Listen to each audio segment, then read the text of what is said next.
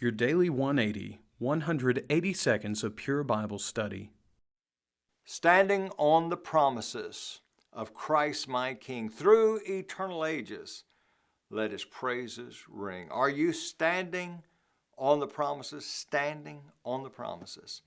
Isn't it wonderful to know that God has made precious promises? As a matter of fact, over in 2 Peter chapter 1 and verse number 4, it says, we have exceedingly great and precious promises.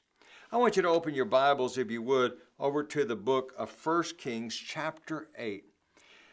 The temple that Solomon built has been dedicated. Solomon's been praying.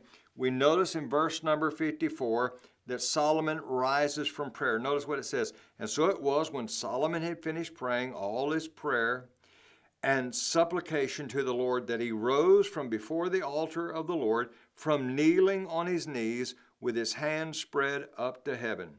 Then he stood up and blessed all the assembly of Israel with a loud voice, saying, Blessed be the Lord who has given rest to his people Israel, according to all that he promised. Now get this, there has not failed one word of all his good promise, which he promised through his servant Moses. Now, we're going to read some more here in just a moment, but I want you to get this.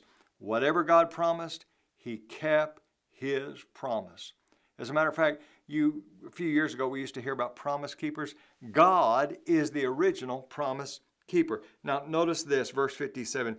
May the Lord our God be with us as he was with our fathers. May he not leave us nor forsake us, that we may incline our hearts to himself, to walk in all his ways, and to keep his commandments and his statutes and his judgments, which he commanded to our fathers.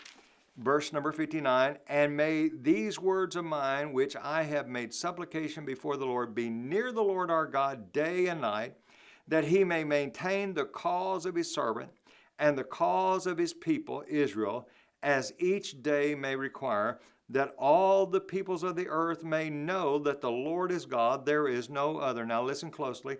Let your heart therefore be loyal to the Lord. Now that's really interesting. God is a loyal promise keeper, and he expects us to be loyal promise keepers. Loyal to the Lord our God, to walk in his statutes and to keep his commandments as at this day. God's loyal. We're going to talk some more about that tomorrow and the fact that you can count on these promises. Now let me ask you this question.